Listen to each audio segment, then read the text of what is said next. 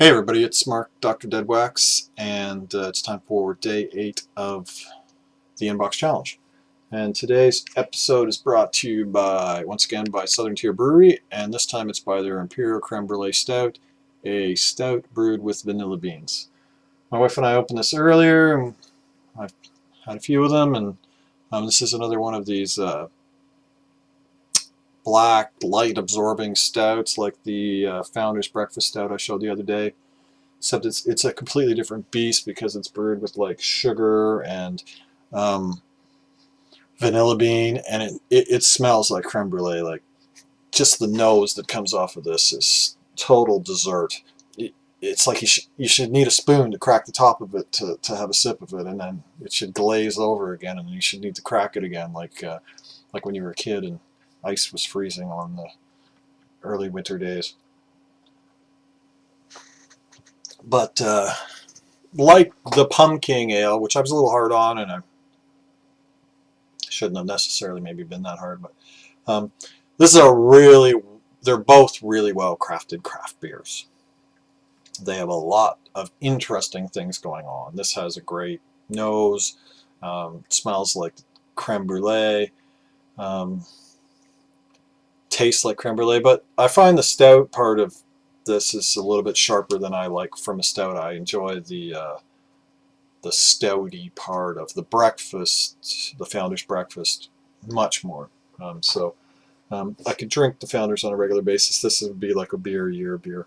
And it's interesting, but I'm just kind of looking for daily drinkers. I'm not looking to find the most complex, interesting beer in the world if I only want it once a year. But it's still great to try it, and wow, these guys really know how to brew interesting beer. Today's numbers are brought to you by Mike, bostonianreggie. Thanks, Mike, for playing along. And 2 minutes.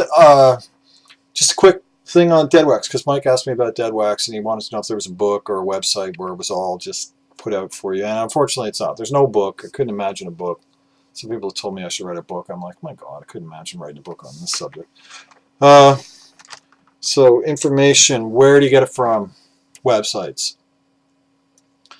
SteveHoffman.fm, great website for Deadwax information. You can't trust anything Steve Hoffman says on that website. You can't believe a word he says about any record that he touches. Do not believe anything he tells you about how he mastered it and how it's all analog. He's been caught in lies countless times. However, the guys on the forum there are fanatical about Deadwax, and it's an excellent site for Deadwax discussion. Audio Karma, Audio Gone, Audio Asylum, Vinyl Engine, and then other sites galore. You know, sometimes it's band-specific sites like Pink Floyd sites will have information on the Deadwax and their records. I know that River loves Rate Your Music, and I know like a lot of people put some Deadwax information on there because it comes up in my searches. Best way to search for Deadwax information is the name of the record you're looking for, in quotes, and then space the word Deadwax. Then if you want to get more specific, add site, colon, and the site you're looking for. So you do site, colon, stevehoffman.fm, in quotes, album name, end quotes, and then Deadwax. And then just start reading and enter the rabbit hole and surface 14 years later, basically. Everything I know, I've just learned by doing that. I look at the Deadwax of every single record I pick up. I look at the Deadwax of every single record I buy. I've got a magnifying glass that I keep with me. If I don't buy a record and it has interesting Deadwax, I write it down and I come home and I look it up, and I just constantly look stuff up, add stuff to the mental database to replace the endless information my brain can't hold. And that's it. And, you know, it's out there. There's no secrets. There's no anything I say you can find yourself. The only thing that you will get with doing it for the long haul is you will actually get so that you're familiar with things, and you'll get familiar with like the handwriting of guys who are signing plates. So you'll know if master disc is written on a plate a certain way, but there isn't an RL, that it's still in Rob Ludwig's hand. And you'll get familiar with, you know, places. So you'll know if TML's in the dead wax, that's the mastering lab, that'll be a good sounding record, because everything that came out of there from Doug Sachs sounds great, no matter if the music's crap. So that's what you got to do. So let's start to the records, because God, I'm 5.5 minutes in, I haven't shown a record yet. First one, MU330, Chumps on Parade. This is a ska punk band from St. Louis. This record's from 1996. This pressing is from 1997. This is the second pressing on the Asian Man Records. Comes with a tipped-in insert. Did I show the record? It has vanity label. Ska punk, not two-tone ska of the of the new wave of ska, or ska revival from the late 70s, early 80s, of which I was, which was from my era growing up. I had the suit and the skinny tie, and went and saw Fatty Buster Blood Vessel and Bad Manners at Larry's Hideaway, and the English Beat at the concert hall, and you know, all of the good times. And where I grew up, you could hang out with metalheads. You could be a ska one day, you could be a new romantic the next day, and you know, there was very little acrimony, which is, I think, pretty lucky, because nowadays people kind of blend a lot better. But there were lots of places in the 80s where the new wave kids and the metalheads had a lot of head-to-heads. So ska punk, but some two-tone on some songs, and even there's one song on here that's like ska metal, like ska new wave of British heavy metal. There's a track on here called The Punisher Downtown, and it totally is that, and it's really well done. And the guys are in the band are great musicians, and like 2 or 3 of them are often singing simultaneously. They have great vocals, great vocalization together. It's actually, they're a really good band, and I'm going to keep the record and listen to it again and see if I can get by some of the ska punk issues, or just enjoy the songs that I like. Next up is a masterpiece, Le Cinq Saisons by Harmonium. There's my 12 years of French education, and I probably can't pronounce anything right there, and Mr. 66 Skulls will watch this and cringe. He'll put on a death metal t-shirt, and she'll make a video, and he'll tell me how I said it wrong. Come on, Frank, make a goddamn video. This has the insert with lyrics and beautiful artwork, and this is on the Celebration label. As you can see, Le Cinq Saisons, whatever, the 5 seasons. Acoustic, prog, folk, French-Canadian masterpiece. Every record Harmonium did is a masterpiece. Every record is a 10. In the top 100 albums book from Canada, all 3 Harmonium records are in it.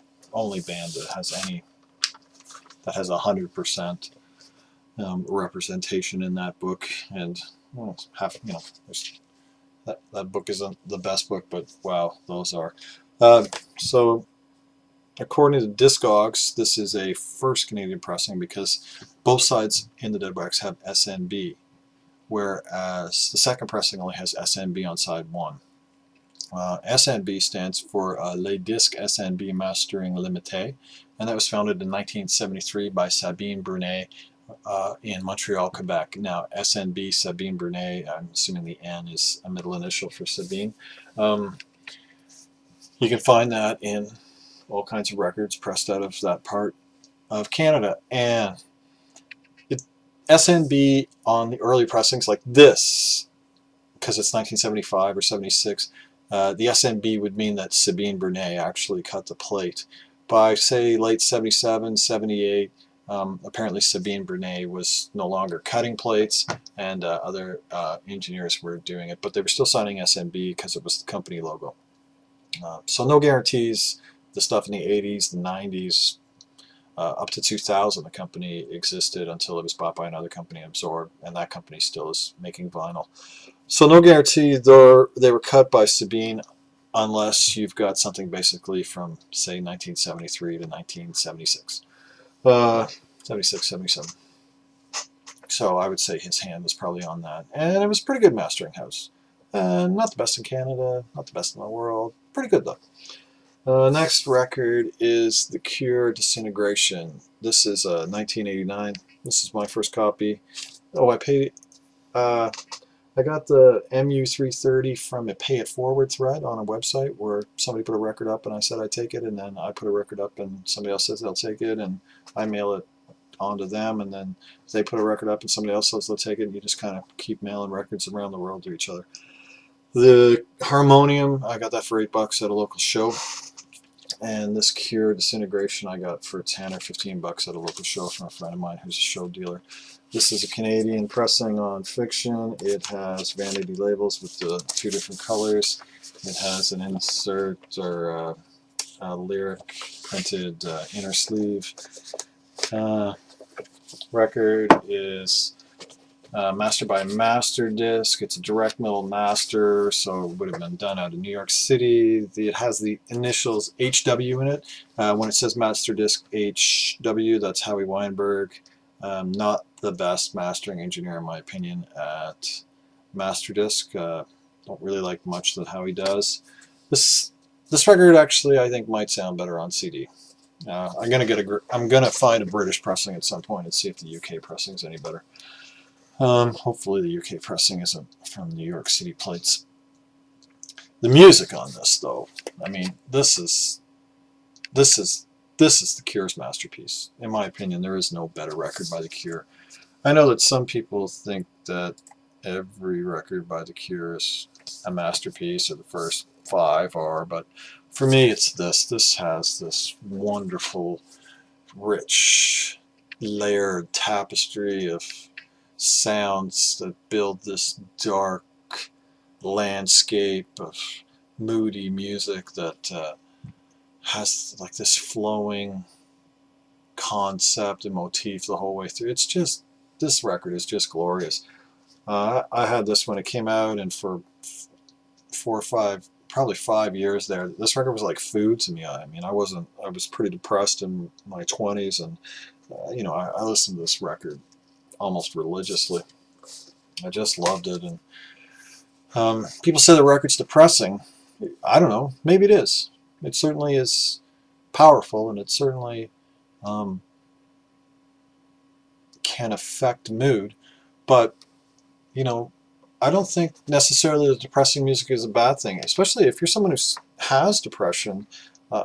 Depressing music can actually be very uplifting because, you know other people out there are feeling the same way as you are, and a large part of depression is isolation. But when you know that others are experiencing the same things in their lives that you are in yours, then you're not quite so isolated. So in some ways, depressing music is actually a very positive thing to somebody who might be depressed. Although, you know, people who aren't feeling that way might say, well, don't listen to that, that's depressing, that's just making the situation worse. So fantastic record. Listening to this tonight, side 2 with Prayers for Rain, and then The Same Deep Waters You with that torrential rainfall, and then the uplifting, to me, the Disintegration and Untitled, they're kind of uplifting in as compared to the 2 before it. Just a fantastic record. Do not hesitate to buy it. Find it. You know, even if you're only going to get a digital copy, but listen to it a couple hundred times. Next is Roadrunner, Junior Walker and the All-Stars, and I'm just going to do this one with it. This is Junior Walker and the All-Stars live. These were $2 each. I bought these. They're on the Soul label, which is a division of Motown. This is the Motown sound. Not impressed. Horribly recorded. Awful 2 or 4 track recordings of poorly recorded music. and not very interesting. Sorry, Junior Walker and the All-Stars don't do anything for me.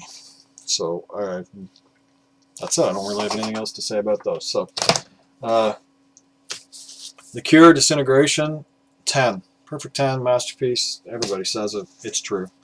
Harmonium, another perfect 10. Great numbers, Mike.